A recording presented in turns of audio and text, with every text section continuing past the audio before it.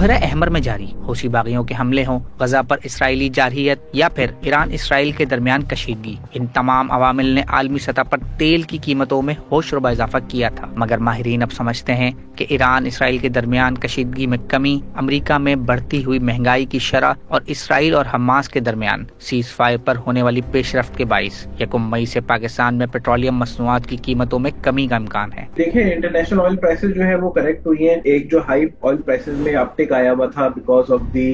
uncertainties and war situation in the GCC region, specifically Iran and Israel کا جو tension چل رہی ہے اس کی وجہ سے ایک اپٹیک آلریڈی مارکیٹ نے انکارپوریٹ کیا ہوا تھا، پھر وہ obviously اٹیک بھی ہوا، پھر اس میں ایک ریٹیلیشن اٹیک بھی ہوا، پھر obviously چونکہ آئل پرائسز میں انٹرنیشنلی یہ چیز انکارپوریٹڈ تھی تو یہ ہونے کے بعد رادر دین کے پرائسز اوپر جاتی، پرائسز جو ہے وہ نیچے گئیں، پرائسز نیچے گئیں تو وہ ہمیں جو ہے وہ اس میں جو ہے وہ ایکسپیکٹڈ ہے کہ نظر آئے گا۔